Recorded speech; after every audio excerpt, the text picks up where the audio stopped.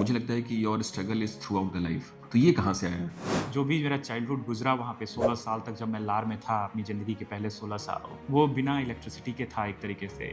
लालटेन के kerosene oil में पढ़ाई करने का उस समय वही चलता था। धीरे-धीरे ये भी फिज़िक्स पढ़ते इंटरमीडिएट साइंस साइड से किया मैंने, हुँ, फिज़िक्स हुँ, पढ़े, हुँ, केमिस्ट्री पढ़ा और सब सी चीज़ें पढ़ी तो पता चला हुँ। कि बिजली क्या होती है, कैसे बनती है, थोड़ी बहुत साइंस में इंटरेस्ट आने लगा। I my think career getting the right opportunity and the right mentor hmm. very much important for making a successful career. That was not that was because I didn't have money, है ना? हुँ, मेरे पिताजी जो थे उन्होंने गाँव की ज़मीन बेच के मेरा इंजीनियरिंग में एडमिशन करवाया था। अब उसके बाद बोला कि अब एडमिशन करवा दिया, अब पैसा नहीं है मेरे पास, है हुँ। ना? तो जब होगा तो मैं दूँगा बट देखो कि अब कैसे करना है। तो पीयूष, बहुत सारी चीज़ें हैं जो मुझे लगता है कि हमारे लिसनर्स को आज आपसे सीखनी है और सुननी है। 2 चीज़ें होती हैं, एक हुँ, तो फ़ोकस, है हुँ, ना? बहुत ही इम्पोर्टेंट होता है। Is there someone hmm. Who is taking interest to focus on those areas?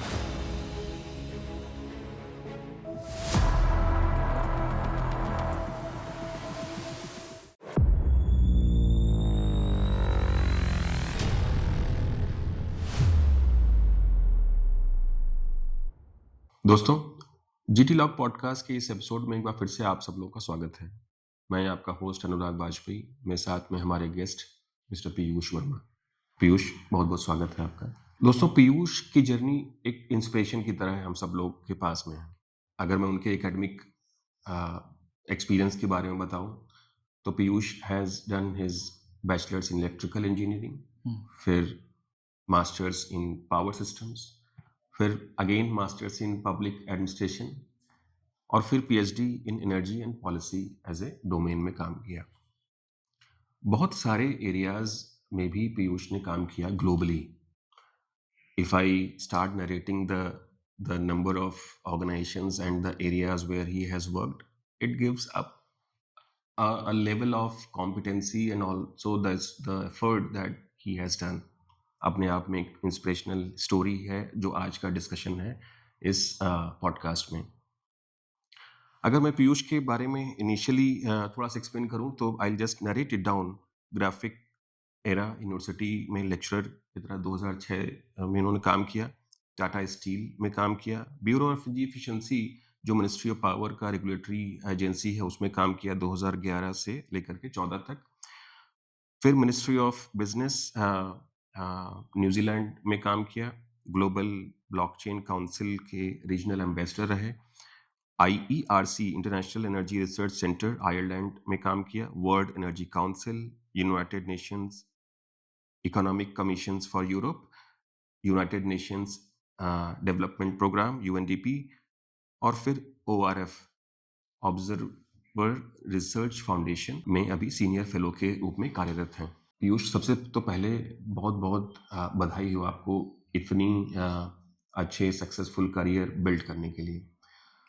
हम सब लोग को भी पता है कि आपकी जर्नी बहुत ही हम्बल बैकग्राउंड से शुरू हुई, स्टार्टिंग फ्रॉम अ लार विलेज और small town in district Deoria which is a part of eastern UP hmm. In India. और वहाँ से फिर इतनी सारी कंट्रीज से अपनी एजुकेशन अपने एक्सपीरियंस को बनाते हुए और फिर अभी ओआरएफ में सीनियर फेलो के रूप में कार्यरत हैं। Recently Piyush has also shared his experience in the form of a book which is called energy for billions, recently launch की कॉप रिसेंट कॉप हुँ। में। तो पीयूष, बहुत सारी चीज़ें हैं जो मुझे लगता है कि हमारे लिसनर्स को आज आपसे सीखनी है और सुननी है। तो सबसे पहले तो मैं ये भी चाहता हूँ कि आप अपने बारे में थोड़ा-सा बताएँ। What are the specific milestones throughout the journey starting from maybe I think Lar itself, और फिर बताएँ कि कहाँ से कहाँ तक पहुँचे। That will be really good and meaningful for us to listen. Please over to you. Thank you Anurag, first of all thank you for inviting, बहुत-बहुत धन्यवाद। सो जैसा आपने thank you for your kind introduction as well. जैसा आपने बताया कि लार से मैं बिलॉन्ग करता हूँ। हुँ, सो जर्नी वहीं से स्टार्ट करते हैं। हुँ, मेरा I was born and brought up, मतलब लार में ही। लार एक छोटा-सा कस्बा है हुँ, एंड वहीं पे मेरा जन्म हुआ और मेरी 12th तक की जो पढ़ाई है वो वहीं पे हुई है। लेकिन एक जो बचपन से ही जो चैलेंजेस रहा वहाँ पे कि घर में 13-14 साल तक बिजली का कनेक्शन नहीं था मेरे घर में। ओह! तो घर में बिजली का कनेक्शन नहीं था, तो अब आप समझिए 14 साल में आदमी हाई स्कूल करता है, 16 साल में इंटरमीडिएट मैंने किया, है हुँ, ना? तो घर में क जब बिजली का कनेक्शन आया, आई थिंक हाई स्कूल के बाद आया, हुँ। और जब बिजली का कनेक्शन भी आया तो उसके बाद मतलब बिजली होना उस समय मतलब वो नहीं के बराबर था वो कनेक्शन हाँ, होना भी, बिल्कुल। राइट? तो उस समय जो भी मेरा चाइल्डहुड गुज़रा वहाँ पे 16 साल तक जब मैं लार में था, अपनी ज़िंदगी के पहले 16 साल, हुँ, वो बिना इलेक्ट्रिसिटी के था एक तरीके से, और वहाँ पे सारी मेरी पढ़ाई केरोसिन ऑयल के लालटेन जो हुआ करता था, हुँ। लालटेन वो शीशा लगा के जो हम लोग आई नो। पढ़ाई करते थे, हुँ, तो वो लालटेन जलाता था मैं रात को, हुँ, और सुबह जब भी पढ़ाई करता था, आई was very hmm, early riser, शुरू से मैं मतलब अर्ली राइज़र हूँ। रात को हुँ, मुझे ज़्यादा लेट जगना पसंद नहीं है, बट हुँ, सुबह वाला हूँ मैं। तो मैं काफ़ी लालटेन के केरोसिन ऑयल में पढ़ाई करने का उस समय वही चलता था। हुँ, बट उस समय एक जो बहुत बड़ी चीज़ थी हुँ। कि केरोसिन ऑयल को मिट्टी का तेल बोला जाता हाँ, है ना? बिल्कुल। मिट्टी का तेल, मिट्टी हाँ, का हम यहाँ तेल। पे गाँव-वाँव में, है ना? और आई थिंक वो मिट्टी का तेल जो है वो मिट्टी से जो जुड़े हुए लोग होते हैं, हुँ, शायद मेबी वो उस समय उसका नैरेटिव भी वही था कि जो गरीब लोग होते हैं, उन्हीं की हुँ। मिट्टी का तेल है वो, है ना? इस सही टाइप से। बात है। बिल्कुल तो वैसे ही था। बट वो मिट्टी का तेल जो हुआ करता था, वो उस समय सब्सिडी भी हुआ करती थी गवर्नमेंट की, है ना? हुँ, दिल्ली से वो सब्सिडी मिलती थी, हुँ, बट जब तक वो सब्सिडी पहुँचती थी गाँव तक, हुँ। तो छोटे से कस्बे तक, तब तक वो सब्सिडी बचती नहीं थी कुछ, है सही ना? बात है। वो जो हुँ, मिट्टी का जो तेल होता था, जो केरोसिन ऑयल होता था, हुँ, वो भी पूरा वो अगर पहुँचता भी था, तो वो ब्लैक मार्केट में बिकता था। तो जो हुँ, सब्सिडी के साथ जो वो राशन वाला जो होता है ना, जैसे हुँ, हुँ। चावल भी मिलता था, और राशन कार्ड वालों के साथ। राशन कार्ड वालों को, हुँ, तो उसी पे मिट्टी का तेल भी मिलता था। हुँ, बट वो मिट्टी का तेल कभी मिल नहीं पाता था क्योंकि ब्लैक मार्केट में सेल होता था, है ना? हुँ, जो कि अम, अ, काफ़ी मतलब डॉक्यूमेंटेड भी है कि हुँ, मतलब how India was facing that challenge. Hmm, तो वहाँ से शुरुआत हुआ, कई बार लालटेन जलाने के लिए केरोसिन ऑयल भी नहीं था, है हुँ, ना? मेरे पिताजी बोलते थे कि नहीं उतना तो पैसा नहीं है कि हम ब्लैक मार्केट में मतलब जो जाके खरीद सकें, क्योंकि महँगे डबल-ट्रिपल दामों पे मिलता था। हुँ, तो वहाँ से जर्नी चालू हुआ, हुँ, बट उसके बाद जैसा मैंने बताया कई रात बिना पढ़े सो गए, है ना? उसकी वजह से हाई स्कूल इंटरमीडिएट किया, उसके बाद रहा कि नहीं यार, मतलब धीरे-धीरे ये भी फिज़िक्स पढ़ते हैं, इंटरमीडिएट साइंस साइड से किया मैंने, हुँ, फिज़िक्स हुँ, पढ़े, केमिस्ट्री हुँ, पढ़ा और सब सी चीज़ें पढ़ी, तो पता चला कि हुँ, बिजली क्या होती है, कैसे बनती है, थोड़ी बहुत साइंस में इंटरेस्ट आने लगा। हुँ, तो फिर उसके बाद लगा कि नहीं यार, मुझे इलेक्ट्रिकल इंजीनियरिंग करना चाहिए, और इंजीनियरिंग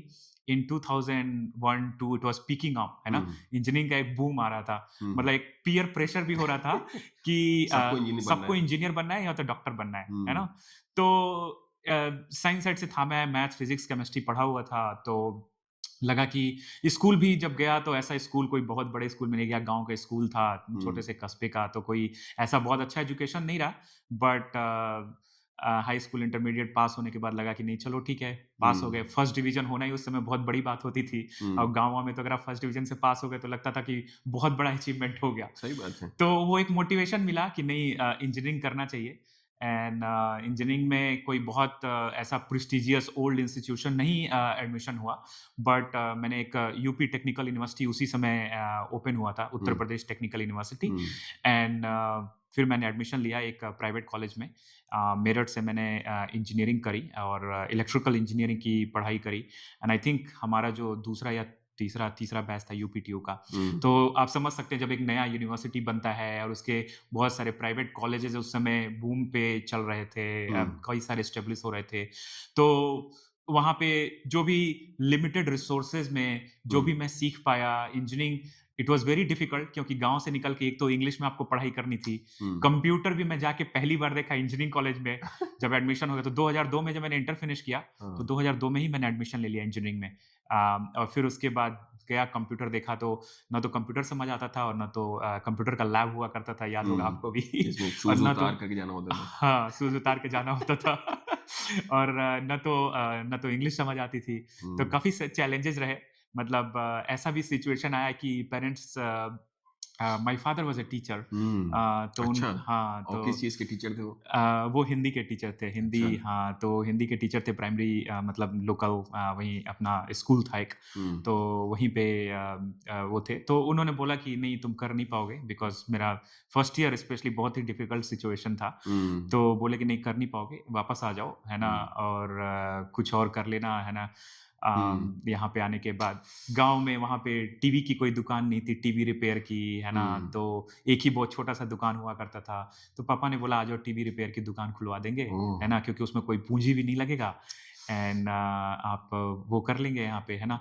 बट मैंने कहा, "पापा" मैंने मम्मी को समझाया अपने, है ना? हुँ, मैंने बोला कि, "एक बार पापा से आप बात कीजिए हुँ, और देखते हैं मतलब एक बार और मौका मिले।"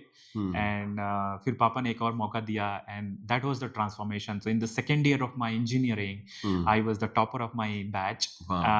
एंड उसके बाद वहाँ से जर्नी ये चालू हो गई। मुझे लगता है कि जैसे ईस्टर्न यूपी हो जाए या वेस्टर्न यूपी हो जाए, आप सेंट्रल लखनऊ या उधर के जो कुछ डिस्ट्रिक्ट छोड़ दीजिए, कानपुर, बट जो पहले के टाइम में 90s की बात कर रहा हूँ मैं, तभी ईस्टर्न यूपी और वेस्टर्न यूपी में म मतलब कभी भी प्रॉस्पेरिटी किसी ने नहीं भी नहीं देखी। हुँ, डिस्पाइट द फैक्ट कि इतने मतलब वहाँ पे पंडित नेहरू भी फर्स्ट प्राइम मिनिस्टर थे जो इलाहाबाद और इस तरफ हुँ, की कॉन्स्टिट्यूएंसी से बिलोंग करते थे। मतलब इतना पॉलिटिकली अलाइन्ड एरिया होने के बावजूद भी उस एरिया को कभी भी सही तरीके से एजुकेशन पॉइंट ऑफ व्यू से डेवलप नहीं किया गया। आपके फादर अगर टीचर थे, इसका मतलब है कि ज़्यादातर फैमिलीज़ में आपने बताया कि वहाँ पे इलेक्ट्रिसिटी नहीं आ रही थी। हुँ। इलेक्ट्रिसिटी नहीं आना इसका मतलब ये भी होता है कि आप एक्चुअली में आप उसको मेनफ्रेम ग्रोथ से तो एरिया को कभी जोड़ा ही नहीं गया, नहीं, वो तो हमेशा डिस्कनेक्टेड रहा। राइट? तो मतलब ऐसा क्यों हुआ? मतलब just may be an understanding कि आप देखिए यूपी का कुछ एरिया स्पेसिफिकली, बिहार के इस तरह के एरिया, झारखंड एरिया, ये सारी एरियाज जो हैं वो पिछड़े ही रहे हैं हमेशा। हुँ, और इलेक्ट्रिसिटी नहीं आना, एजुकेशन का नहीं होना, प्रॉपर जॉब इंफ्रास्ट्रक्चर नहीं होना, ये सब चीज़ें कोरिलेटेड है। हुँ, हुँ। एजुकेशन नहीं हाँ। है, इसके पीछे इलेक्ट्रिसिटी का नहीं होना भी है। हुँ, हुँ, और एजुकेशन नहीं होने से इलेक्ट्रिसिटी का नहीं होना भी है, आपस में कोरिलेटेड है हुँ, सब चीज़ें। But that is something which is very much like relatable hmm, कि इन जनरल लोगों को स्ट्रगल का सामना करना पड़ा जस्ट बिकॉज़ मुझे लगता है कि बहुत एपैथी ऑफ द सिस्टम भी रही है, हुँ, उन हुँ। सब एरियाज़ को झेलना पड़ा है। हुँ। नहीं ये बट जैसा आपने बताया pathy of the system I think जैसे-जैसे मैं आगे जर्नी में गया मुझे लगा कि 2 चीज़ें होती हैं। एक हुँ, तो फ़ोकस, है ना? हुँ, बहुत ही इम्पोर्टेंट होता है। Is there someone hmm, who is taking interest to focus on those areas, है ना? हुँ, एक वो बहुत बड़ा क्वेश्चन होता है। दूसरा जो होता है मोटिवेशन, है हुँ, ना? जो कैपेबल है करने के लिए, हुँ, इज़ ही और she motivated enough to focus on that area and deliver, है ना? हुँ, क्योंकि um, delivery is very, very, very difficult, hmm, है ना? डिलीवरी जो तो जो बोलते हैं ना गेटिंग थिंग्स डन, है हुँ, ना? वो ईज़ी नहीं है ना? बहुत, बहुत बड़ा चैलेंज है। तो आई थिंक फ़ोकस और कमिटमेंट आई थिंक 2 चीज़ जो है रहा है हुँ, एंड बाकी जो सिस्टमिक प्रॉब्लम थे उस समय सोसाइटी में जैसे अभी तो बहुत डाउन हो गया है, करप्शन भी बहुत हुआ करता था। जैसे मैं हुँ, केरोसिन ऑयल मिट्टी का तेल वाला बात बताया, that was a hmm. Simple right? हाँ, बिल्कुल। वो उस लेवल तक पहुँचता ही नहीं था। हुँ, तो वो सारे जो सिस्टमिक जो प्रॉब्लम थे सिस्टम में hmm, and hmm, there was also not enough education तो वो हुँ, भी था एजुकेशन लोग इतना उतनी समझदारी भी नहीं थी, है हुँ, ना? उतना सोसाइटी के लिए एक जो सोसाइटी से कनेक्ट होता है कि नहीं ये मेरा टाउन है, ये मेरी हुँ, सोसाइटी है, ये मेरा जिला है, ये मेरा देश है, वो भी नहीं था उस समय, हुँ, है हुँ, ना? मेबी हम लोग ग्रो कर रहे थे इंडिपेंडेंस के बाद, है ना? चीज़ें धीरे-धीरे हुँ, टाइम लगता है इन सब चीज़ों को, है ना? बिल्ड करने में। So I think that was the challenge. Maybe organic growth थी, उस प्रकार से भी ऑर्गेनिक हो सकता है। हाँ, बट इंजीनियरिंग के बाद बट मैंने वही हाँ, इंजीनियरिंग करने के बाद मैंने कहा कि and I became electrical engineer because hmm, I saw there was no electricity so I thought like okay चलो इलेक्ट्रिकल इंजीनियर बन के सॉल्व करते हैं problem. Hmm, and then as soon as I finished engineering then thought कि बिजली की problem है क्योंकि उस समय मैं मेरठ में था, इंजीनियरिंग कर रहा था, तो वहाँ पे कुछ बिजली आती थी। हुँ, गाँव में जब भी मैं जाता था अपने छुट्टियों में, तो देखता था वहाँ पे अभी भी बिजली नहीं है ना? हुँ, कनेक्शन तो हो गया बट बिजली नहीं है। तो ये लगा कि और बिजली को आप इलेक्ट्रिकल इंजीनियर इनसे कनेक्ट करते हैं, राइट? बिजली नहीं होना। तो मुझे हुँ, लगा कि नहीं यार, मैं टीचिंग करता हूँ और इंजीनियरिंग में मेरा इलेक्ट्रिकल इंजीनियरिंग काफ़ी अच्छा हुआ करता था उस समय। हुँ, इंजीनियरिंग में भी मैंने फाइनेंशियल काफ़ी प्रॉब्लम थे, तो मैं सुबह और शाम को कोचिंग पढ़ाता था। फिजिक्स की कोचिंग और इलेक्ट्रिकल इंजीनियरिंग फाइनल ईयर में आ गया तो मैं इलेक्ट्रिकल इंजीनियरिंग की कोचिंग पढ़ाता था अच्छा। फर्स्ट ईयर वालों को, है ना? तो उस हुँ, टाइप से तो लगा कि नहीं चलो टीचिंग करते हैं hmm, and to produce more electrical engineers. Hmm, so then I got a teaching job. I move from Meerut to Dehradun और देहरादून से मैंने ग्राफिकल यूनिवर्सिटी जैसा आपने बोला हुँ, इंट्रोडक्शन में, graphical university was my first job. Hmm, तो पहली जॉब मैंने टीचिंग करी। मैंने 2 साल इलेक्ट्रिकल इंजीनियरिंग पढ़ाया, हुँ, मशीन्स पढ़ाया, इलेक्ट्रिकल मशीन जो मोटर और जनरेटर, एसी मोटर वॉव! ये सब पढ़ाया हुँ, एंड पावर सिस्टम पढ़ाया, जनरेशन, ट्रांसमिशन, डिस्ट्रीब्यूशन ये सब होता है। हुँ, एंड फिर 2 साल करने के बाद लगा कि नहीं मुझे थोड़ा-सा कुछ और पढ़ाई करना है एंड मैं यहाँ पे नहीं रुकना चाहता हूँ, है ना? हुँ, एक वो आने लगता है अंदर से राइट? मतलब एक अलग से कोई आपको एक कहीं से मोटिवेशन आता है कि नहीं you can do more you can hmm, do better, है ना? पोटेंशियल पोटेंशियल हाँ, तो रियलाइज़ेशन है। टीचिंग काफ़ी अच्छा था मैं हुँ, फॉर्च्यूनेटली बिकॉज़ मेरे पापा भी टीचर रहे थे हुँ, एंड मैं इंजीनियरिंग पूरा मैंने कोचिंग पढ़ाया, है ना? हुँ, तो फिर लगा कि नहीं मास्टर्स करते हैं and then I got MTech and in electrical engineering side में ही काफ़ी इंटरेस्टेड था।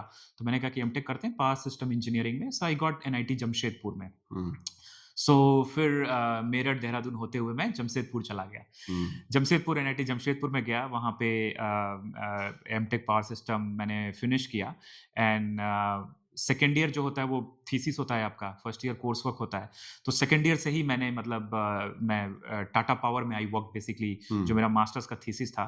टाटा पावर जमशेदपुर में जोजोबेड़ा पावर प्लांट है, थर्मल पावर प्लांट। हुँ, तो वहाँ पे मैंने करीब 4-5 महीने काम किया टाटा पावर में to hmm, understand power generation, thermal power generation कैसा होता है हुँ, एंड क्या चैलेंजेज़ है। वहाँ से धीरे-धीरे पता चला कि वो जो धुआँ निकलता है, कैसे वो क्लाइमेट चेंज हो रहा है, कैसे ग्लोबल वार्मिंग हो रही है। हाँ, तो एफिशिएंसी की भी लोग बात करते थे वहाँ पे, है ना? हुँ, फिर उसके बाद I was looking for job क्योंकि टाटा पावर में it was more like an internship. That was your तो first industrial exposure. Industrial exposure Tata hmm, power Jamshedpur. Hmm, and फिर लगा कि नहीं I I think let's try to find something a job and then I got into Tata tin plate. Hmm, हुँ, तो Tata tin plate एक company थी जो ये जो कोक वगैरह का जो कैन आता है ना, जो अच्छा, टिन वो हाँ, टिन होता है राइट? हुँ, हुँ, तो टाटा टिन प्लेट मैं उस फैक्ट्री में था हुँ, एंड अभी now Tata tin plate it merge into Tata steel. Hmm, हुँ, तो इसलिए आप जो टाटा स्टील बोल रहे थे तो it is part of Tata Tata steel now. Tin हाँ। प्लेट थी, ओके। तो उस टिन प्लेट डिवीज़न में मैं I joined as engineer hmm, and मैं मेंटेनेंस इंजीनियर था। तो हुँ, बेसिकली करीब मैंने 1 साल नाइट शिफ्ट किया, अच्छा, हेलमेट लगा के रात को अरे 8 वाह! बजे जाना और सुबह 8 बजे तक की ड्यूटी हुँ, एंड और उस ड्यूटी में मतलब मोटर मेंटेन करना और मेंटेनेंस का शेड्यूल कि कब कौन-सा मोटर मेंटेन होना है और कौन-सा पंप मेंटेन होना है और वो हुँ, सब आई वाज़ डूइंग दैट। तो वहाँ से मुझे फिर एनर्जी एफिशिएंसी में धीरे-धीरे इंटरेस्ट आने लगा, तो एनर्जी एफिशिएंसी में काम किया हुँ, एंड देन लगा 2 ढाई साल काम करने के बाद वहाँ पे काफ़ी कुछ काम किया। उस कंपनी को I had a very um, good boss as well who was um, supporting me and helping me understand energy efficiency. हुँ, तो उस कंपनी को एनर्जी कंज़र्वेशन का एप्रिसिएशन अवार्ड भी मिला, अच्छा, सीआईआई कोलकाता रीजन से, जो हाँ, हम हाँ, लोगों ने एनर्जी एफिशिएंसी का जो मैं इनिशिएटिव लिया था उसकी वजह से। हुँ, हुँ, एंड देन लगा कि नहीं, वहाँ पे रहते हुए वो समझ आ गया था मुझे ग्लोबल वार्मिंग, क्लाइमेट चेंज थोड़ा-थोड़ा, हुँ, एनर्जी एफिशिएंसी। तो लगा कि नहीं पॉलिसी में बहुत प्रॉब्लम है हुँ, ना? इंडस्ट्री में तो काम हो रहा है थोड़ा, है हुँ, ना? बट पॉलिसी भी चाहिए, पॉलिसी का एनफोर्समेंट भी चाहिए। हुँ, पॉलिसी बनानी एक चीज़ है, राइट? हुँ, एंड पॉलिसी का एनफोर्समेंट भी होना चाहिए। तो लगा कि नहीं मुझे थोड़ा पॉलिसी का भी एक्सपीरियंस लेना है। हुँ, and that was another kind of pivotal moment कि हुँ, नहीं, अब तो मैं टीचिंग भी देख लिया, हुँ, इंडस्ट्री भी देख लिया थोड़ा-सा, है ना? हुँ, एटलीस्ट सम पर्सपेक्टिव, है पॉलिसी ना? कैसे फ्रेम होती है? हाँ, अब देखना है कि पॉलिसी कैसे फ्रेम होती है, हुँ, पॉलिसी में क्या प्रॉब्लम है, क्या चैलेंजेज़ हैं। और वो कौन-सा what was the year that was? That was 2000 around 10 I 10 was kind of thinking about this, है ना? हुँ, एंड देन उसी समय मैंने ब्यूरो ऑफ एनर्जी एफिशिएंसी का ये certified energy manager, energy auditor का एग्ज़ाम भी होता था। अच्छा, तो हाँ, हाँ, मैंने एग्ज़ाम भी वो दिया, है ना? हुँ, I could not qualify the 4th paper energy auditor नहीं बन पाया आप मैं, एनर्जी मैनेजर हो बट गए। सर्टिफाइड एनर्जी मैनेजर हो गया। हुँ, तो I think that was a very good syllabus to understand the very nice. Perspectives, है ना? Um, how energy connects with climate and what are the bigger issues and um, all those things. तो वहाँ पे वो qualify हो गया था हुँ, and वहीं से मुझे बीई के बारे में पता चला कि B is an organization that works on regulatory and hmm policy on the energy hmm efficiency.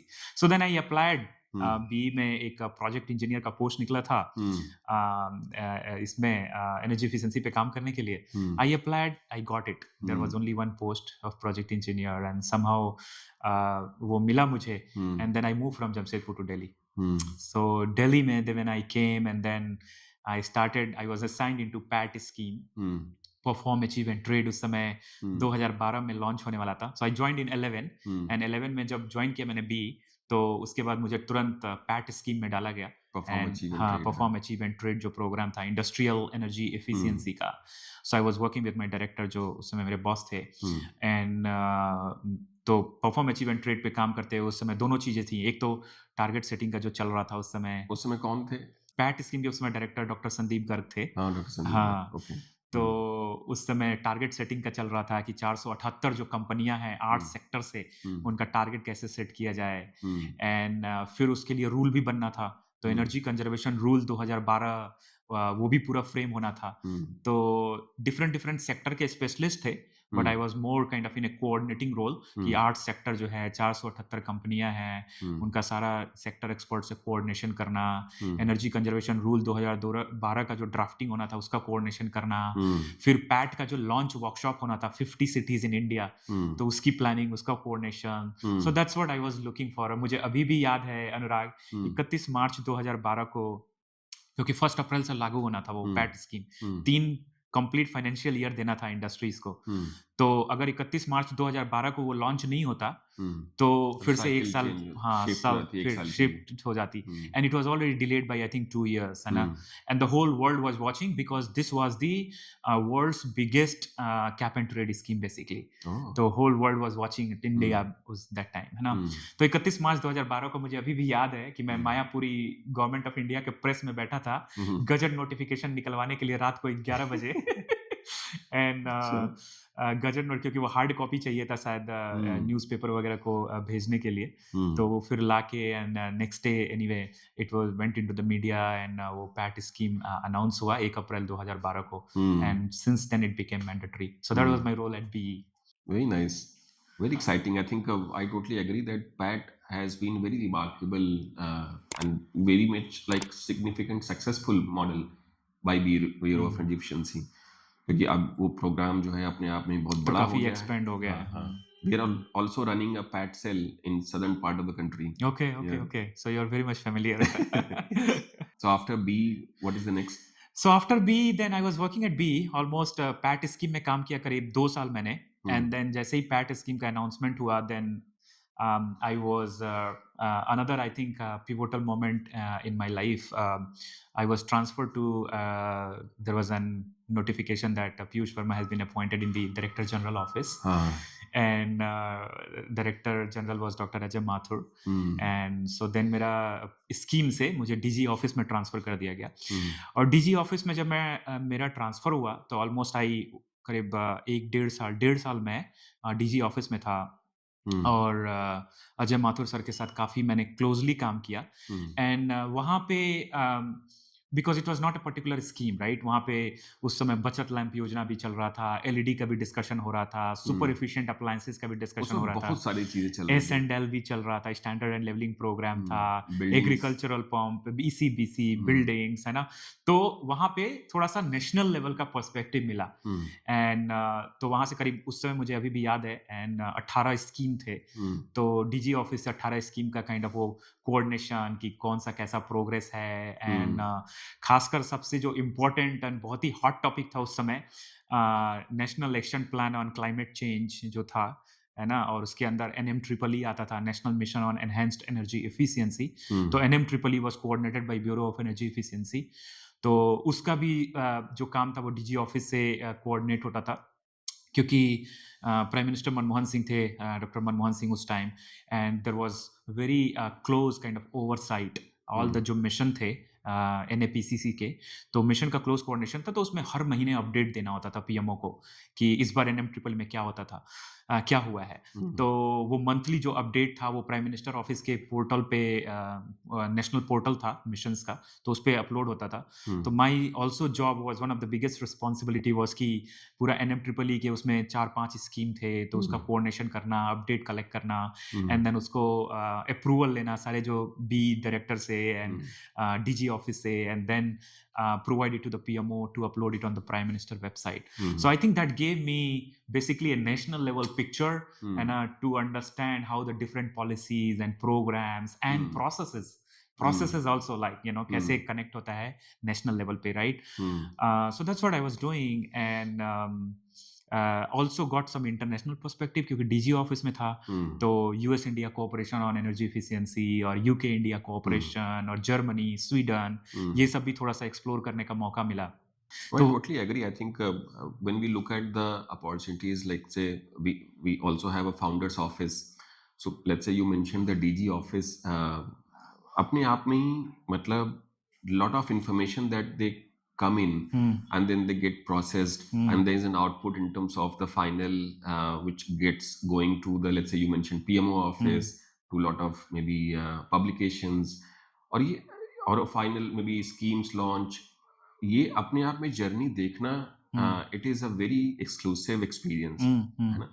और शायद कभी-कभी इसलिए इम्पोर्टेंट हो जाता है कि let's say people who work with great minds और great maybe I think people at the top और लेकिन जैसा ये आप बोल रहे हैं वो मतलब बहुत बड़ा सपोर्ट था हाँ, doctor Ajay Mathur sir has very strong kind of his vision and hmm, his way of implementation तो वहाँ पे as a young engineer hmm, just getting that opportunity hmm, that exposure वो बहुत बड़ी चीज थी हुँ, राइट एंड उस समय like I was also not married didn't have anyone to go to at home um, single apartment में कहीं रहते थे उस समय राइट हुँ, तो I was like okay morning से लेट नाइट जब भी like I was like um, enthusiasm था लर्न करने के लिए एक मोटिवेशन था, ड्राइव था। Um, so I was putting my blood and sweat to learn basically with him hmm, and he was a kind of very, very strong and supportive mentor um, to help learn in that process. तो very nice. काफ़ी मतलब I um, think that was very significant kind of um, moment of my life, जहाँ से हुँ, मुझे वो exposure मिला and hmm, that took me so far hmm. in I my think career. getting the right opportunity and the right mentor Hmm, very much important for making a successful career. exactly. Sometimes opportunity is also important. Hmm, अगर आप जमशेदपुर में ही रहते तो शायद policy का exposure नहीं नहीं रहता था। बी में भी आए Hmm, and then you have got the opportunity to work with the DG hmm, अपने आप में मुझे लगता है कि दोनों चीजें hmm, they have worked very well for you तो बी में चल रहा था बढ़िया फिर उसके बाद आई वाज लुकिंग फॉर मतलब वो 3 एंड हाफ ईयर ऑलमोस्ट मतलब ढाई ढाई साल हो गए थे करीब 3 साल होने वाले थे देन ऐसा डिस्कशन था कि मतलब इंटरेस्ट आ रहा है and sir was also saying क्योंकि सर के बाद काफ़ी मैं लिखने में भी इंटरेस्ट आने लगा मुझे क्योंकि सर के साथ उनके बहुत सारे स्पीचेज़ आते थे मैसेजेस आते थे कोई न्यूज़पेपर का आर्टिकल लिखना होता था तो he used to give me that opportunity basically to draft the first piece. Writing Uh, the good may be articulated English ये स्किल कहाँ पे सीखी आपने I think there was no one kind of मतलब ऐसा कोई एक मोमेंट नहीं था I think it hmm was a continuous kind of learning process hmm तो मुझे भी याद है अभी भी जो पहला पेपर जो जब मैं ग्राफिक एरा में जब पढ़ा रहा था हम्म जब पहला लेक्चरर था इलेक्ट्रिकल लेक्चरर थे इंजीनियरिंग का हम्म तो उस समय इंजीनियरिंग कॉलेजेस में भी काफ़ी प्रेशर आता था कि पेपर लिखो कॉन्फ्रेंस कर रहा हो है ना तो हाँ I wrote my first paper in 2007 है ना हाँ और जो मेरा फर्स्ट पेपर था वो मैंने उस समय वायरलेस कम्युनिकेशन और उसका एनर्जी पे कितना हम्म एनर्जी कंज्यूम होता है वो टावर में है ना तो उस पे लिखा था पहला पेपर हाँ टेलीकॉम एंड टावर्स पे हाँ टेलीकॉम टावर्स पे ओह है ना एंड वो पेपर पब्लिश हुआ रुड़की में हम्म एक कॉन्फ्रेंस था है ना हम्म और वहाँ पे वो पेपर पब्लिश आईआईटी हुआ रुड़की में नहीं आईआईटी रुड़की में नहीं एक वहाँ पे एक प्राइवेट इंजीनियरिंग कॉलेज था ओके जिन्होंने एक इंटरनेशनल कॉन्फ्रेंस कराया था हम्म और तो वहाँ पे energy was also a topic तो वहाँ पे वो पेपर मेरे एक और को-ऑथर थी लेक्चरर तो हम्म उनके साथ पब्लिश किया। तो but when I look back to that paper I feel hmm shame मतलब on the language, on the expression, on the हाँ how but that was the first paper. But probably if I am अगर आप पहला नहीं करोगे तो आप कभी भी मतलब इम्प्रूव नहीं हो पाएगा, right? This hmm, at some point you have to take that first I know. Step. तो आई थिंक वहाँ से फिर कई सारे फिर पेपर में चलता रहा। बीई में लिख के भी मैंने पैट स्कीम पे भी एक पेपर किया। हम्म, टाटा स्टील में था मैं तो एलईडी लाइटिंग पे एक पेपर लिखा मैंने जो सीपीआरआई में सेंट्रल पावर रिसर्च इंस्टीट्यूट में पब्लिश हुआ उनके हम्म, कॉन्फ्रेंस में। तो I think I was constantly writing publication despite how bad it was. हम्म, मतलब भेजता था मैं 10 लोगों को, यार ये मैं लिखना चाहता हूँ, आप हम्म, बताओ थोड़ा-सा कैसे, जो थोड़े-से और इंटेलेक्चुअल लोग थे, जो हम्म, थोड़े-से इंग्लिश के जानकार थे, हम्म, तो मैं कोशिश करता रहता था। So I think that was the thing. हम्म, डीजी ऑफिस में आया, बहुत ज़्यादा प्रेशर था लिखने का, है ना? हम्म, क्योंकि नोट ड्राफ्ट, गवर्नमेंट के तो नोट भी ड्राफ्ट करने होते हैं, है ना? I know. वो येलो जो नोटिंग पेपर चलती होता है, रहती है। नोटिंग चलती रहती है, तो नोट भी बहुत सारा लिखता था। हाँ। तो आई थिंक राइटिंग काफ़ी धीरे-धीरे मतलब होने लगा, और I was not best but I was desperate to improve, है ना? हम्म, वाह। एंड फिर उसके बाद सर ने एक दिन बोला हम्म, कि आई think you should do PhD, है ना? अच्छा। एंड तो मुझे लगा कि अच्छा, मैं भी मतलब पीएचडी का थोड़ा-सा मेरे दिमाग में चल रहा था, बट मुझे हम्म, ये लग रहा था कि पीएचडी करें या एमबीए करें, है ना? हम्म, क्योंकि इंजीनियरिंग था तो एमबीए का भी उस समय ट्रेंड चल रहा था। But somehow I decided to do PhD, है ना? हम्म, काफ़ी सारे उस समय डिस्कशन और भी मतलब कलीग्स थे, मेंटर्स थे जो हेल्प कर रहे थे। हम्म, बी में काफ़ी और भी सारे डायरेक्टर थे जिनसे इंटरेक्शन होता रहता था, डिस्कशन होता था। I think one thing was I would kind of say that I never hesitated in asking, like, you know, कि सर आपने ये किया हम्म, है ना? तो आप मुझे सजेशन दीजिए, like I how you totally did agree. That, है ना? तो हम्म, वो कभी मैं जाता था, है ना? हम्म, और पूछता रहता था। तो आई थिंक आई डिसाइडेड कि that I hmm, I want to do hmm, PhD. Hmm, and then India में आईआईटी दिल्ली और आईआईटी वगैरह say that was the dream कि किसी आईआईटी से पीएचडी करना है। Hmm, but one day I thought कि यहाँ पे इतनी सारी बिजली की प्रॉब्लम है, और वहाँ से बीई में रहते हुए वो हम्म, आपको समझ आने लगा कि अच्छा, विकासशील देश है और कुछ विकसित देश भी है ना? तो विकसित देश में ऐसा क्या है कि उसको विकसित बोला जाता है और ये हाँ, अभी भी विकासशील है ना? हाँ, तो क्यूरियोसिटी आने लगी, तो हम्म, फिर मुझे लगा कि यार पीएचडी करना है, एंड तो क्यों नहीं, जब पीएचडी करना है तो बाहर ही जाके देखते हैं कि ऐसा क्या करते हैं वो लोग, कोई विकसित देश है हम्म, ना? और हम ऐसा क्यों नहीं कर पा रहे हैं? हाँ, सुनने में आता था कि अमेरिका में कभी बिजली नहीं जाती है ना? हम्म, तो वो बहुत बड़ा चीज़ लगता था, है ना? तो लंदन में कभी बिजली नहीं जाती है। हम्म, तो लगता था नहीं यार, मैं वहीं जाके देखूँगा कि वहाँ बिजली क्यों नहीं जाती है। Hmm, so I want to do my PhD, हम्म, कहीं विकसित देश से करना है। हम्म, तो आई स्टार्टेड ट्राइंग मतलब पीएचडी के लिए, और कई सारे देशों में अप्लाई किया, है ना? But of course I needed funding, मतलब ऐसे तो जा नहीं सकते थे बाहर।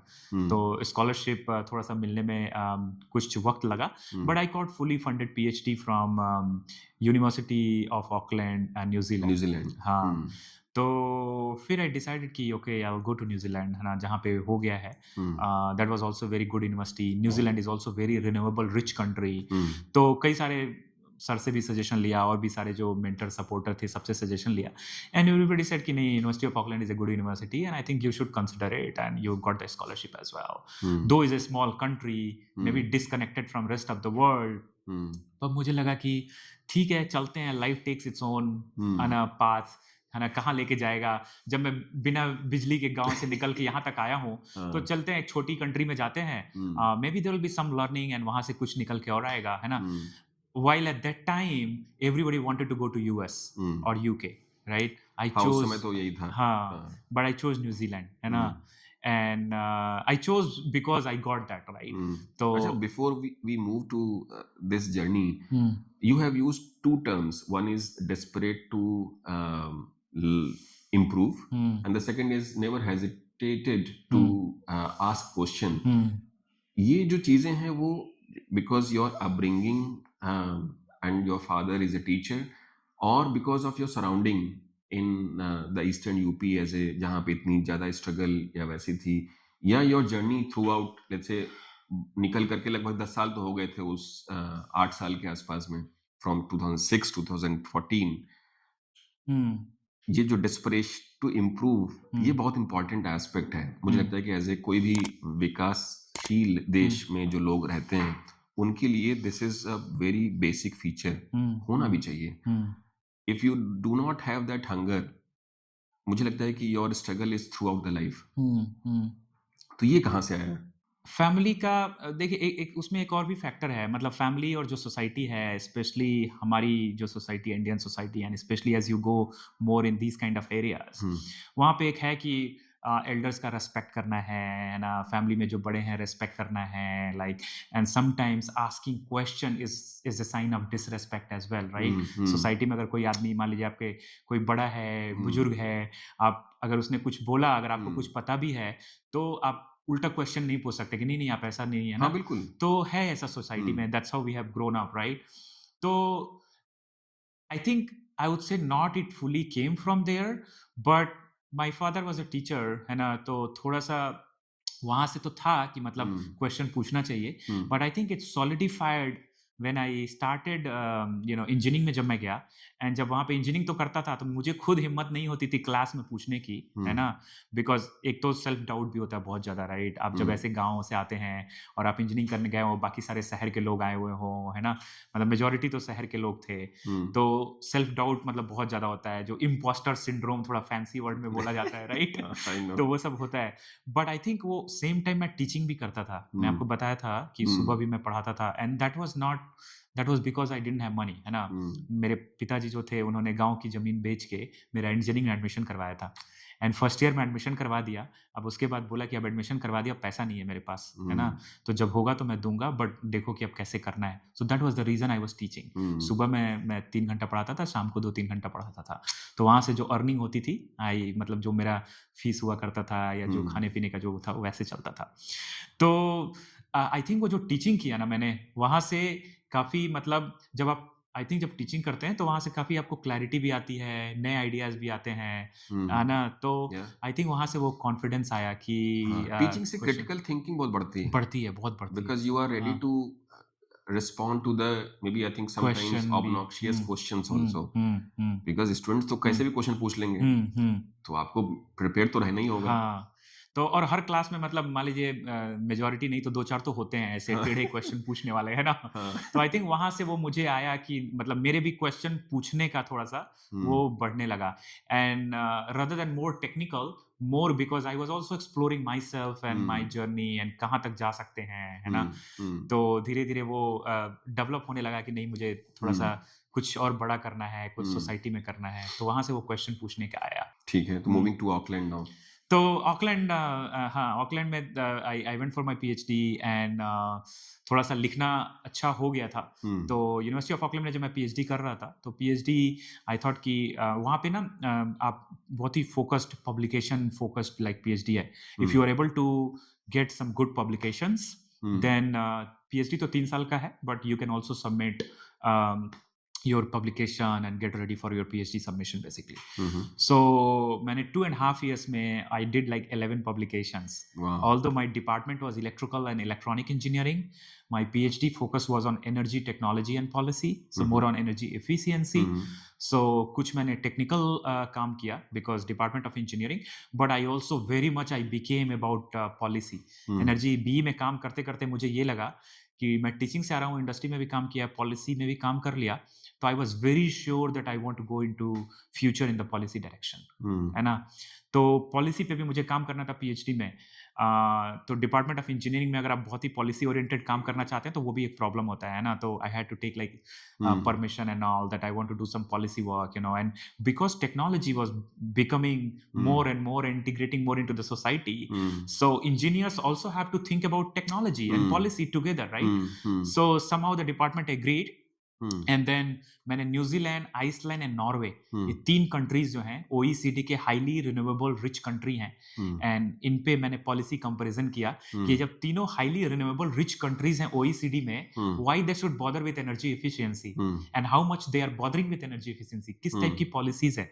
तो हुँ, मेरा that was my PhD kind of one of the question okay, and PhD I finish in 2 and half years मतलब पब्लिकेशन और जो रिक्वायरमेंट था हुँ, आई 11 पब्लिकेशन करने के बाद एंड देन न्यूजीलैंड में काफ़ी energy efficiency was not a big kind of topic, है ना? Um, there um, was a department energy efficiency and conservation authority um, and कुछ फ्यू पॉलिसीज़ थे। तो वहाँ पे क्या है कि पॉलिसीज़ कम हैं, बट हुँ, बहुत ही सॉलिड इम्प्लीमेंटेशन है। That was like immediate observation कि ऐसा नहीं कि 20 पॉलिसीज हैं 25 पॉलिसीज हैं बट वो नहीं है इम्प्लीमेंटेशन नहीं है ना that was my between India and New Zealand है ना तो वो हाँ, इमीडिएट ऑब्जर्वेशन लोग ये मतलब आई थिंक पॉपुलेशन भी बहुत कम है पॉपुलेशन कम है इट वाज अराउंड और 5 छोटा मिलियन भी हाँ है, छोटा भी देश है भी छोटा है। हाँ तो it was easy to implement as well right but your experience from BEE hmm अपने आप में मतलब दैट बिकॉज़ यहाँ तो हंड्रेड्स ऑफ पॉलिसीज़ हैं हम्म और किसी का कहीं कुछ इम्प्लीमेंटेशन चल रहा है, कहीं कुछ इश्यू चल रहा है, किसी के हम्म कुछ और चैलेंजेस हैं। हम्म वो अपने आप में ही बहुत रिच एक्सपीरियंस हम्म रहा होगा hmm in terms of making it forward to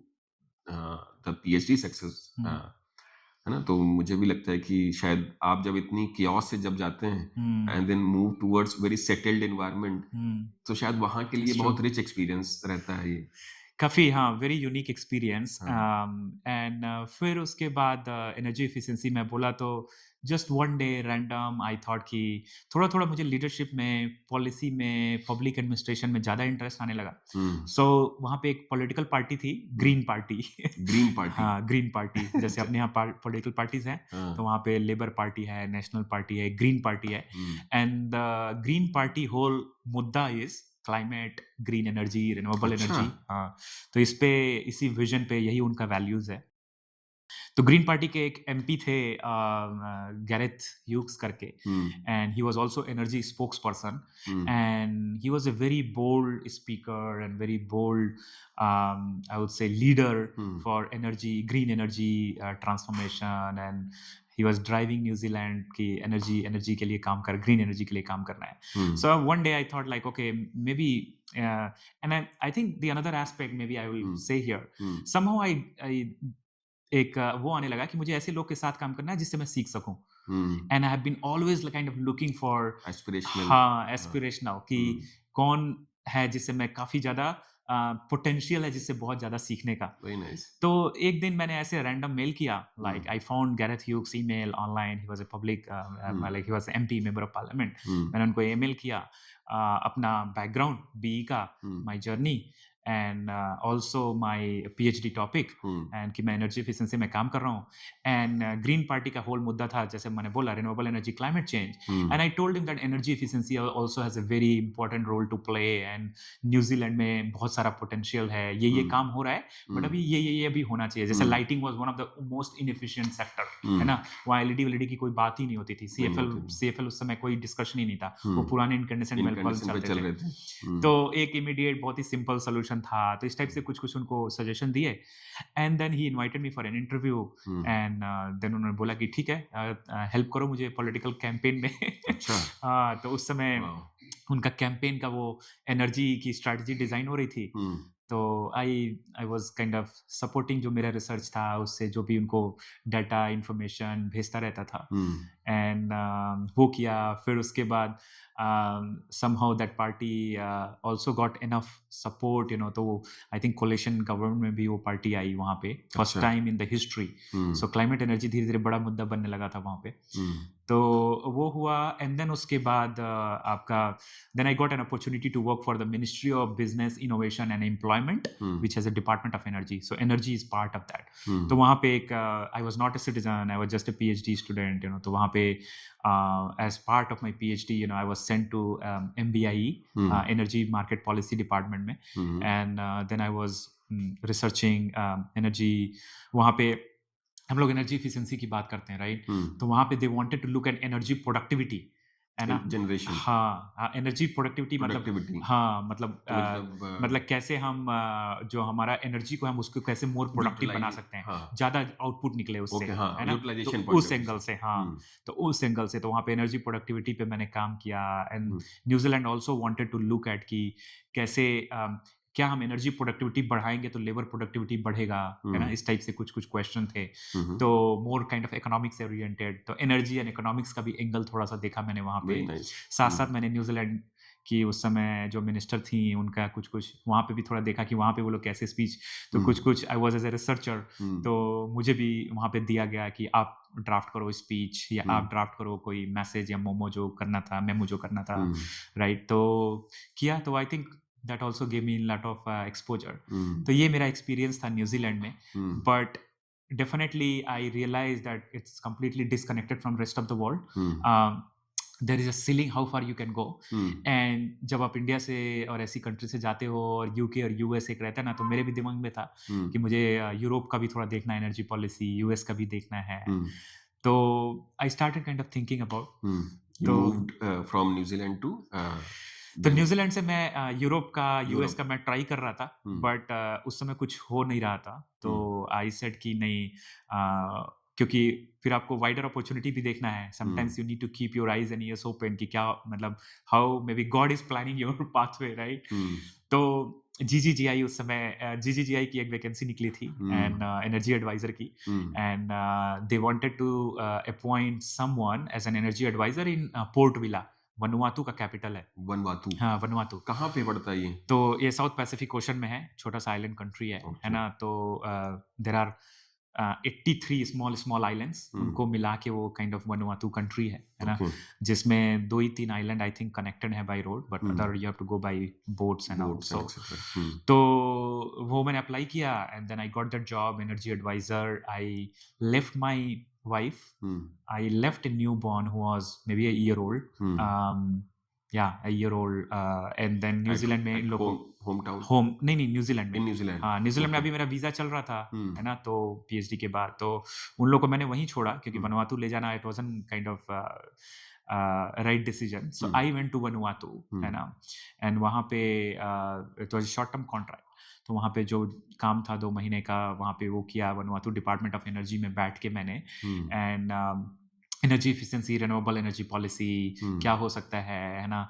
तो वहाँ पे बहुत सारे इंडस्ट्रीज़ के साथ इंटरेक्शन करके या गवर्नमेंट के साथ इंटरेक्शन करके हुँ, जीजीजीआई had some funding like climate finance. हुँ, हुँ, तो वो दे wanted to invest that money into Vanuatu for some projects, है ना? हुँ, हुँ, तो कंबाइन करके प्रोजेक्ट्स आइडेंटिफाई करने थे, है ना? कि what are the top 10 projects that can be funded, है हुँ, ना? तो I did that kind of initial um, stakeholder meeting and all um. Identified those kind जो ऑफ प्रोजेक्ट्स। जीजीजीआई का मेनली कार्यक्षेत्र या एरिया जो है उधर साइड में साउथ ईस्ट एशिया, साउथ नहीं, एशिया इधर भी है इंडोनेशिया वगैरह और हुँ। इस साइड और भी कुछ अब तो इंडिया कंट्रीज़ में। में अब दे तो हैव नाउ इंडिया में भी द नाउ आई थिंक जीजीजीआई है, हाँ, दे राइट? हैव काफ़ी अ काम प्रॉपर चल रहा है। ऑफिस हाँ, हाँ, गनायक जी इज़ गनायक-जी, हेडिंग या दिस तो काफ़ी काम चल रहा है। हुँ, बट उस समय I think that was more concentrated into small island countries. Um. तो just because they have headquarter in South Korea in South Korea, um. and I think the focus was also like These these island island regions countries, small hmm, island hmm, countries. I think that was the initial hmm, focus as I remember. तो Vanuatu में वो काम किया, but मेरा US, Europe ये सब तो मैं एक्सप्लोर कर ही रहा था। हुँ, and may be very short, I will tell you a very um. Interesting story. या प्लीज़ मेरा एक आयरलैंड से कॉल आया हुँ, इंटरव्यू के लिए। Um, there was an organization international energy research centre um, which was a funded body from the department of energy of Ireland. Um, and मुझे interview देना था एंड उस जॉब के लिए। एंड वो जो वनुआतु में डिपार्टमेंट ऑफ एनर्जी में जो मैं काम कर रहा था, it was only one room department of energy, तो उसी को वो डिपार्टमेंट ऑफ एनर्जी बोलते थे। एक रूम था हुँ, और उसी में 5-6 लोग बैठते थे, है ना? हुँ, and Vanuatu is one of the country जो काफ़ी टाइम से चल रहा है कि that country will go below sea level by 2030, है हुँ, ना? बहुत ही sea level I think double और ट्रिपल स्पीड से वो बढ़ रहा है as compared to global average, उसका जो सी लेवल हुँ, है ना? हुँ, हुँ, हुँ, तो काफ़ी साइक्लोन्स और वो सब आते रहते हैं वहाँ पे। तो वन डे जिस दिन मेरा इंटरव्यू होना था, हुँ, है ना? मुझे याद है उस समय रात का आई थिंक 8-9 बज रहा होगा। हुँ, तो मैंने बोला कि मैं कहाँ से दूँगा? वहीं पे इंटरनेट था। हुँ, इंटरनेट तो मतलब मिलना वाज़ वेरी डिफ़िकल्ट। हुँ, तो मैं जो डिपार्टमेंट ऑफ एनर्जी के जो वहाँ पे डायरेक्टर थे, है ना? और उनको मैंने बोला कि मुझे ये ऐसा-ऐसा है और मुझे इंटरव्यू देना है। तो उन लोगों ने मुझे चाबी दे दिया। अच्छा, तो चाबी दे दिया और चाबी लेके आप इंटरव्यू कर लेना और अपने पास रखे रहना, फिर कल सुबह आना तो आप लेते आना, है हुँ, ना? तो और उस दिन साइक्लोन मतलब एक बहुत ही हेवी रेन आ गया, है ना? अच्छा, बहुत हेवी रेन एंड वो पूरा फ्लड मतलब एक तरह से पूरा डिपार्टमेंट ऑफ एनर्जी पानी में भर गया, जो ओह! वन रूम था, है ना? तो fortunately um, internet was very disturbed. तो हुँ, I was sitting in knee level water, um, वो रूम में, ऐसे चेयर पे बैठा हूँ मैं, नी हुँ, लेवल वाटर में, लैपटॉप रखा हुआ है, इंटरव्यू मैं दे रहा हूँ आयरलैंड का। Oh my God! है ना? And internet was as I said very kind of disturb. हाँ, तो मेरा फिर उसके बाद वो फ्रोज़न हो गया।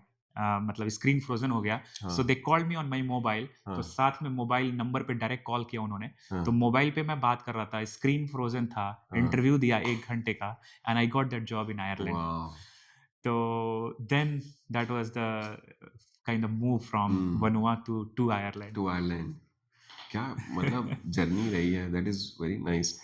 आई थिंक मुझे लगता है कि ऐसी सिचुएशन में वो जो रेज़िलियंस बिल्ड करके रखना, इट इज़ चैलेंजिंग। अदरवाइज़ मुझे लगता है कोई भी बोल सकता था कि भाई आज मैं अवेलेबल नहीं हूँ, यहाँ पे हूँ, ये सिचुएशन है।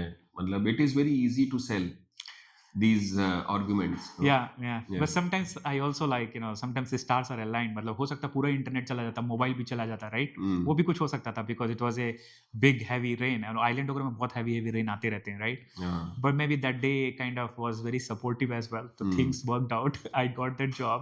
Very nice. And, फिर yeah. Move to So Ireland. moved to Ireland. Hmm, In Ireland, I came and in 2018. Hmm, 2018 Ireland में I was the senior energy policy specialist as a team lead basically for policy and regulatory innovation. Hmm, So at this International Energy Research Center, वहाँ पे there was a lot of discussion around कि blockchain आ रहा है, हुँ, AI आ रहा है, हुँ, digitalization हो रहा है energy का, right? हुँ, But technology आ रही है, but we need to do something in the policy, है हुँ, ना? There is big gap, hmm, right? So policy innovation भी करना है. So hmm, how to bridge the tech innovation and policy innovation? So hmm, that was the department policy and regulatory innovation. Hmm, And अभी बिल्कुल नया नया था, तो I was given that opportunity to hmm, lead and shape the thinking, how hmm, to bridge the gap.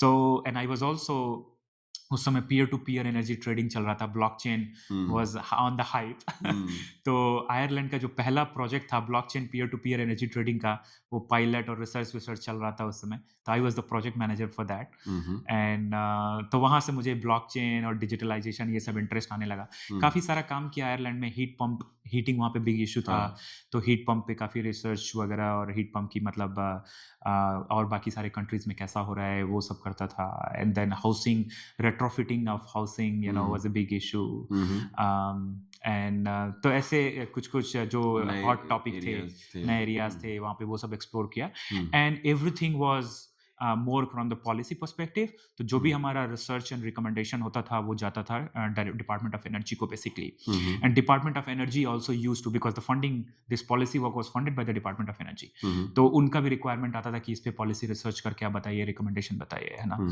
So then I work very closely with Irish kind of government and hmm, Department of Energy as well. हुँ, हुँ, तो वो सब चल रहा था। Then in 2018, as soon as I joined, I applied. I was nominated, and I got as a global future energy leader by the World Energy Council London. So हाँ, 2018 में 35 लोगों का सिलेक्शन हुआ, हुँ, and it is like young leadership kind of program. Hmm, So I got selected one of the top 35 fellows, hmm, hmm, global future energy leader.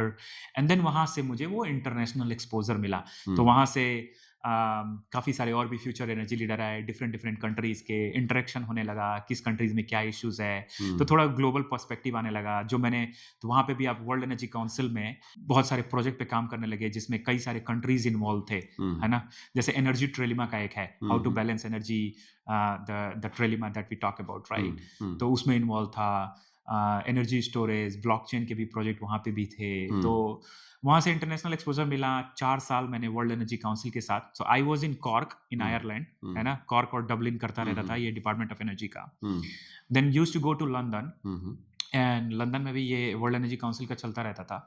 And then उसी समय 2019 या 2020 में I got appointed as the chair of the task force, intergovernmental task force on energy digitalization policy का एक task force था, UN economic commission for Europe in Geneva, हुँ, हुँ, है ना? तो हुँ, यूएन जिनेवा में दे हुँ, स्टार्टेड टॉकिंग अबाउट डिजिटल, और उनका एनर्जी एफिशिएंसी का एक एक्सपर्ट ग्रुप हुआ करता था, हुँ, है ना?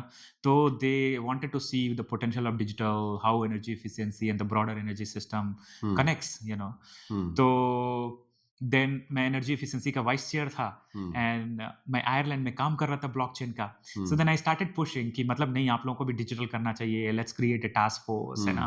तो हुँ, I put a positioning paper, I came to Bangkok in a UN conference, हुँ, I talked about why digital is important to be talked about in the energy system now. Hmm, The idea, as part of that proposal, I also suggested that we should create a dedicated task force hmm, in Europe and Central Asia, because that's what the UN Geneva हुँ, का वो जो हुँ, jurisdiction है वो है हुँ, ना? हुँ, The idea got approved.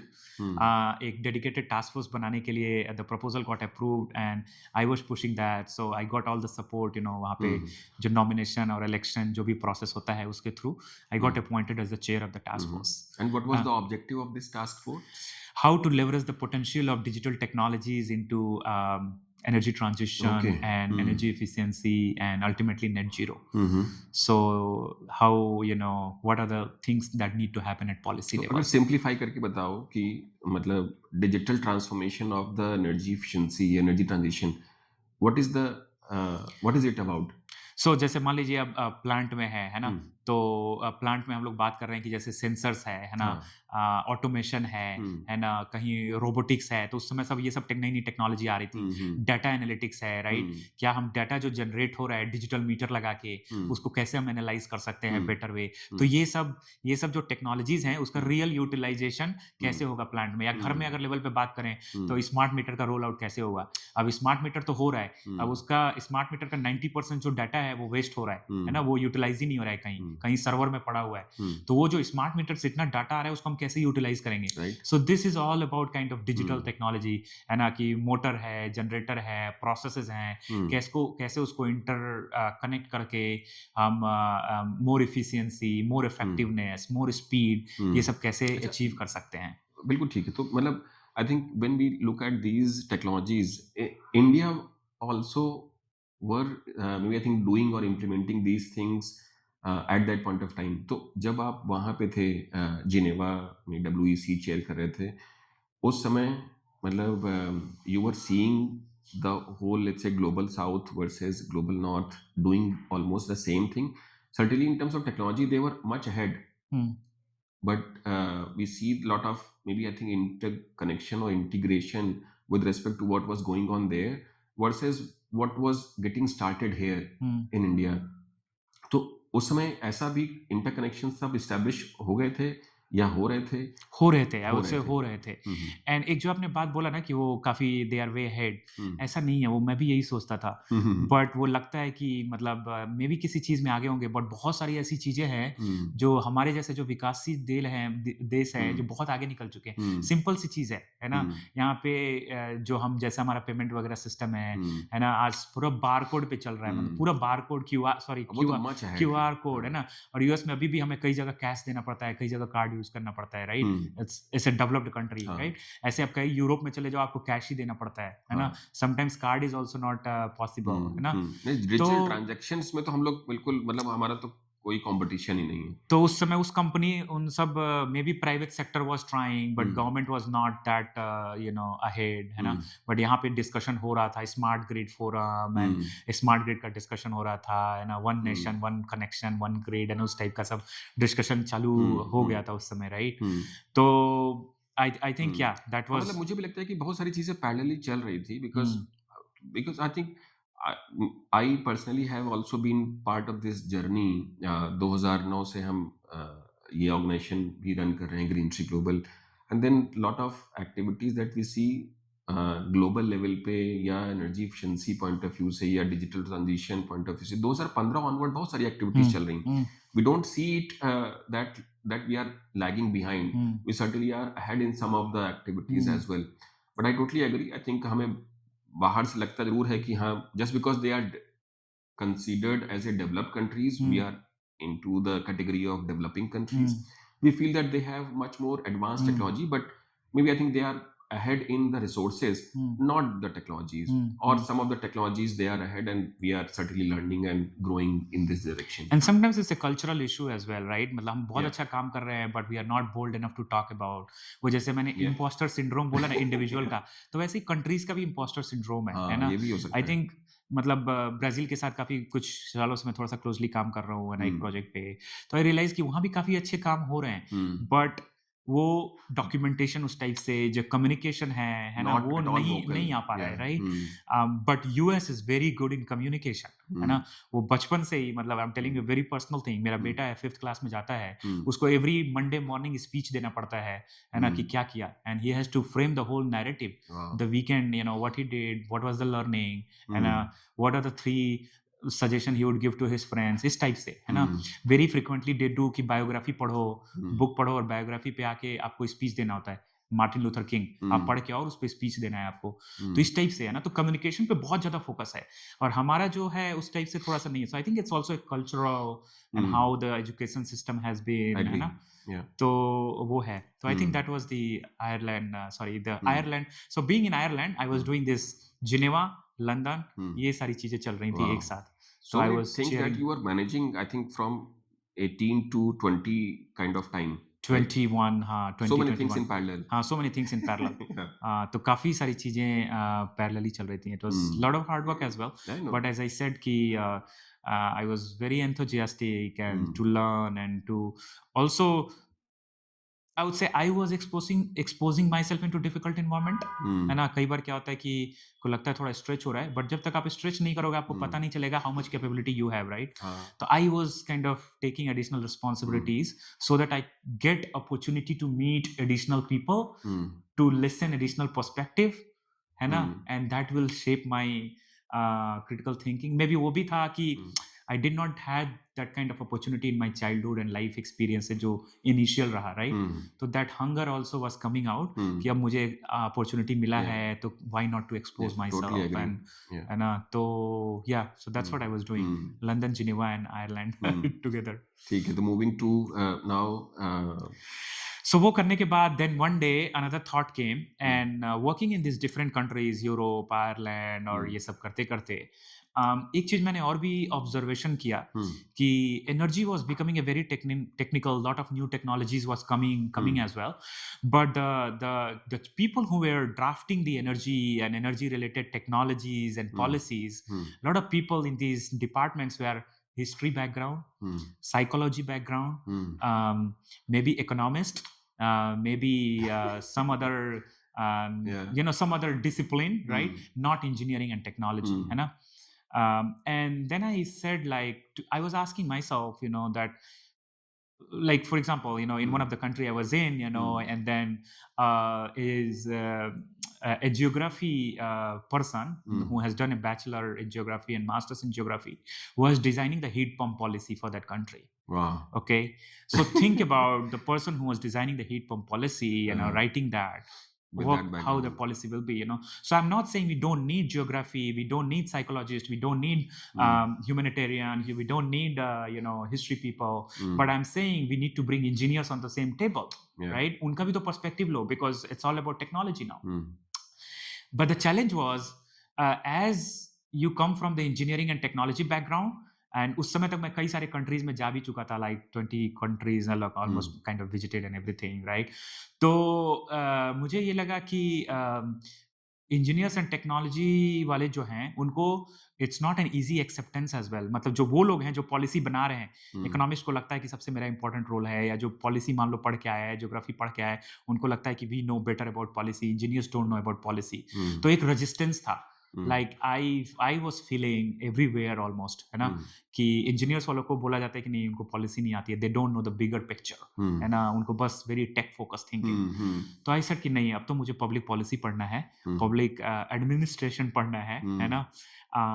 And then I said कि वो भी कर लेते हैं, है ना? एक और हम्म अनदर मास्टर्स करते हैं हम्म और देखते हैं कि मतलब what is in that, and may B that will open A broader door for me, है ना? पीएचडी के जो बाद आपने मास्टर्स किया पीएचडी के बाद, है ना? ये दूसरा मास्टर्स। हाँ so then I applied and I said अगर पब्लिक पॉलिसी, पब्लिक एडमिनिस्ट्रेशन की बात होती है, तो one of the best university always comes Harvard, है ना? हम्म हार्वर्ड का जो कैनेडी स्कूल ऑफ गवर्नमेंट है। हम्म And by that time, like I was like exploring, I was living in kind of Harvard, hmm daydreaming, night dreaming, everything, you know.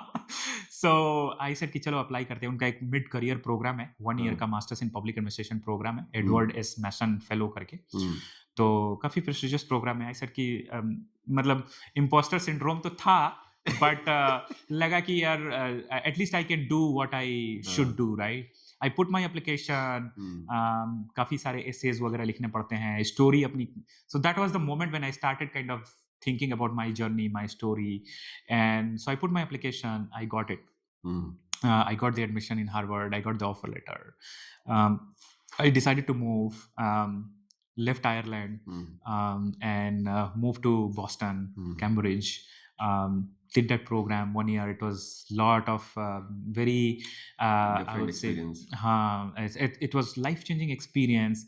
And I went to Harvard not because I wanted to study energy or I wanted to study technology. I think I went to that, so it has the flexibility to design your own course, basically own program. Mhm. So my focus was on like leadership, communication, Mm. very like soft skills, how to do the negotiation, Mm. improving public speaking, है ना, Mm. storytelling. So इस type के courses होते हैं, है Mhm. ना, political maneuver कैसे करना है, Mm. right? And by the time I understood that these are the biggest challenges, है ना, then energy was also becoming like political and geopolitical. Mm. So I wanted to understand energy from the geopolitical angle. Mm. So my focus was on that. I did that, and yeah, that was my Harvard experience. Then I was thinking, what next? Mm. Of course, जब आप college से graduate होते हो तो आपको job चाहिए, right? Mm. And I was putting like hundreds of application everywhere, and somehow in the UNDP headquarters, there was a vacancy, Mm. senior advisor on energy governance. Mm. They were looking for someone to lead to develop some kind of framework on governance angle Mm. on energy, especially just energy transition was picking up, like it was becoming a big issue from ILO and everything. So UNDP also wanted to look at that because UNDP is very strong on governance, like they do the governance programming in 130 countries, so what are the governance experience from UNDP that can be applied in energy and energy transition? So that was my role.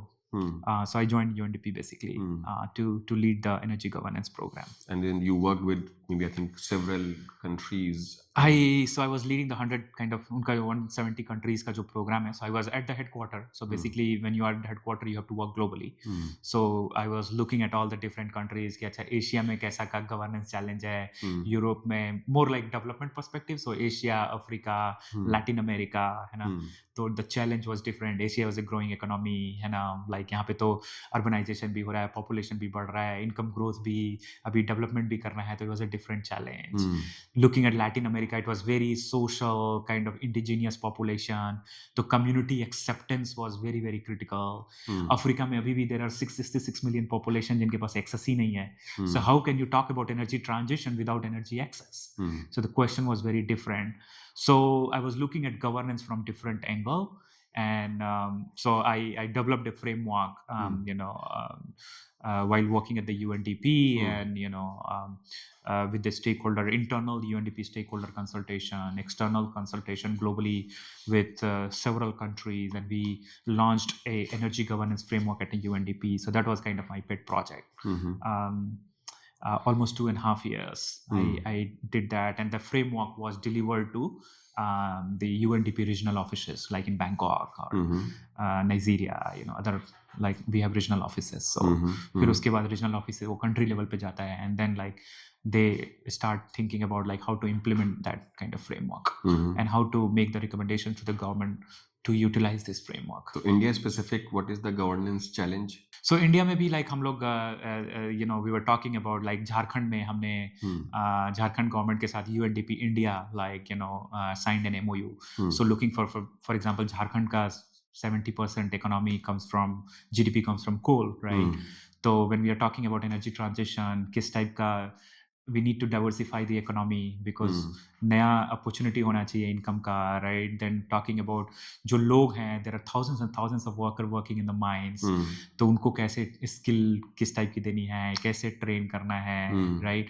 Who will provide that training? What kind of institution we need? So looking at पूरा institution, policies of this energy transition, private sector का participation was already happening very strongly in India. तो India का जो experience है private sector participation in renewable energy, how we can take it to Africa or any other countries. Energy access, lot of successes, है ना. Energy में जो सौभाग्य scheme आया आपका, उसके बाद कैसे electrification happened, right? So वो जो experience है, how we can take to sub-Saharan Africa. So this type, like I was doing a lot of cross kind of thing, what India should do like in these skill jobs, diversification of economy, but also what is in India that we can take it to other countries in terms of governance.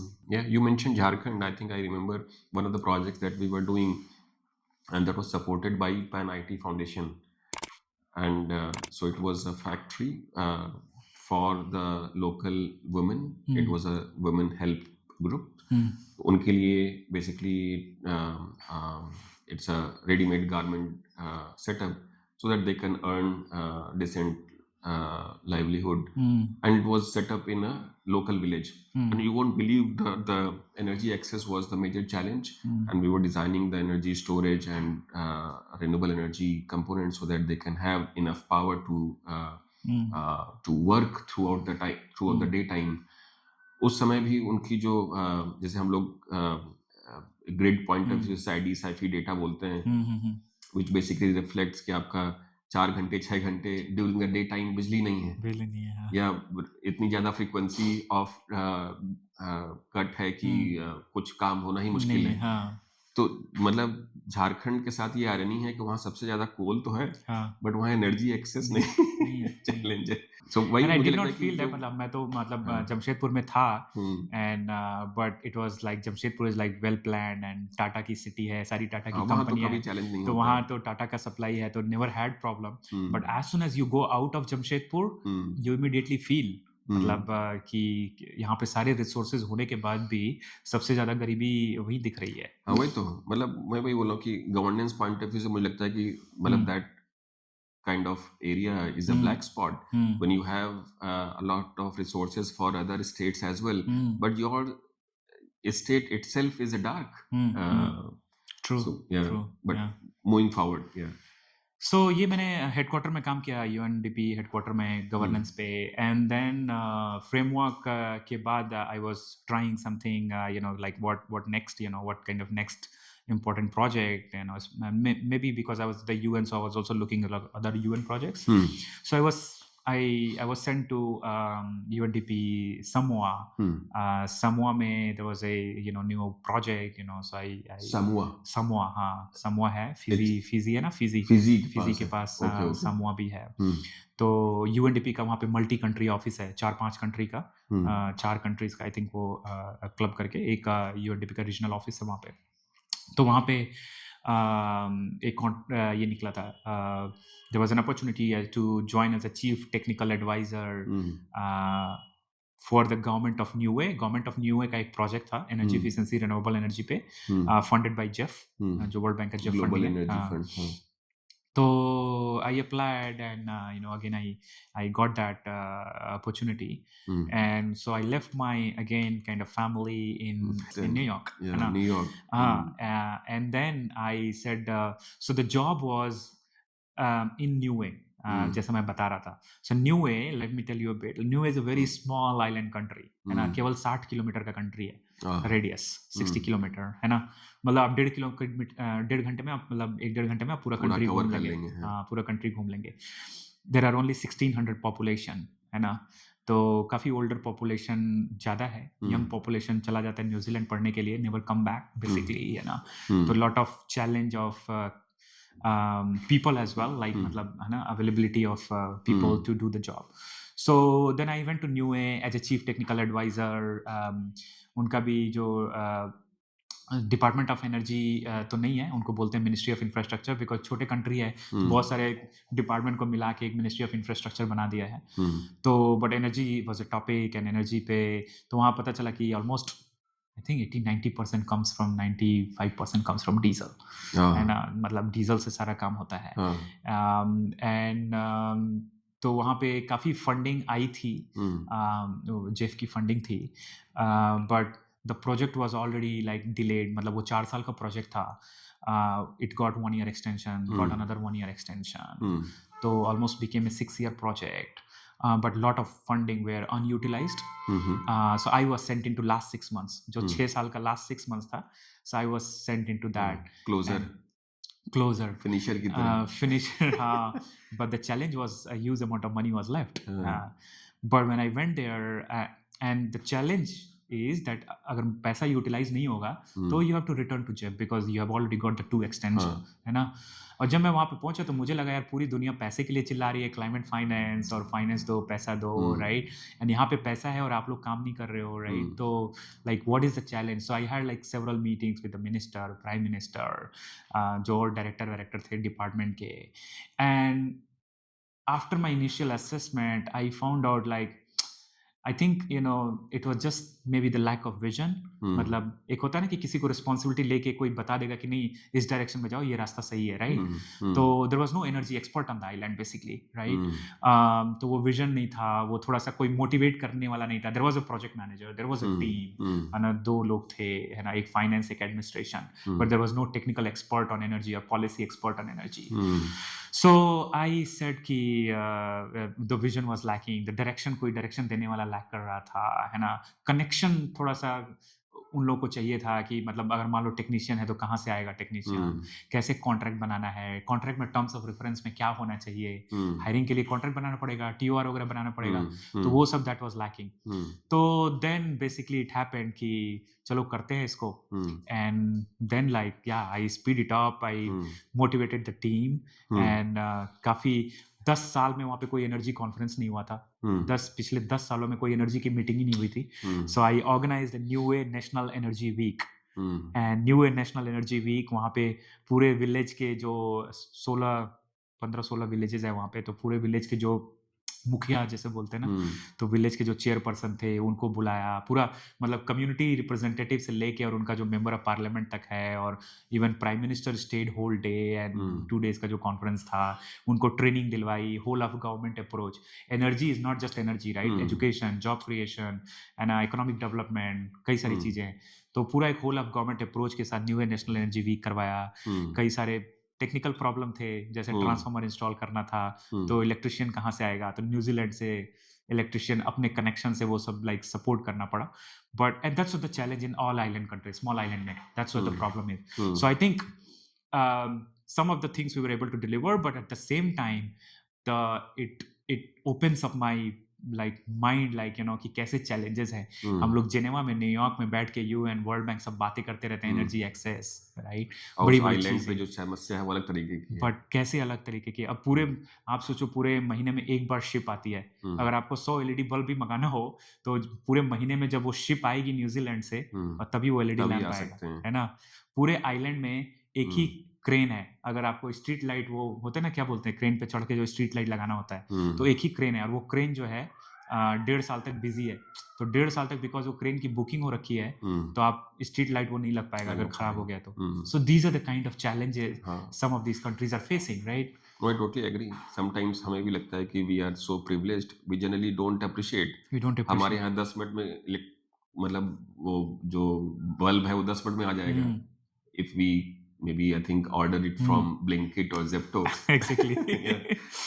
वहाँ 1 महीने में नहीं आ पा रहा है. वो तो है बिल्कुल ठीक बात है. So I think from that you have when did you move to ORF? So ORF I moved this July. I mean like July 2025 and so I finished the new A and then I was looking for new opportunity because my family was in the US in New York so ORF and also one of the reason was that I was writing a book so I needed some kind of a space to more think and and think creatively and which takes time so I said okay I want to work for some think tank where I can get some kind of more research and that kind of thinking so so this ORF came out I knew ORF Observer Research Foundation from India one of the prestigious I think the biggest think tank in India right and America office was opened in 2020 so the ORF America office was looking for someone to lead the energy and climate program. I applied and I kind of got that position. So moved from New York to Washington DC in July, and since then I'm leading the energy and climate program in the Washington DC office. As of now, the ORF programs cover not only in India, certainly India में तो है ही है. But what are the other countries? So globally, we work on every countries, but Washington DC में office है, and so we look at like US-India relations, but also we look at the global North and South cooperation. So for example, we are also looking at India, Brazil, South Africa, and more from the international relation perspective, not just the tech and policy thing, but everything we look at from the international relation, geopolitics, and that kind of angle. Or now we have a very recent office just last year opened in Dubai. So Middle East as well. How can you leave the UAE? Yeah. Very nice.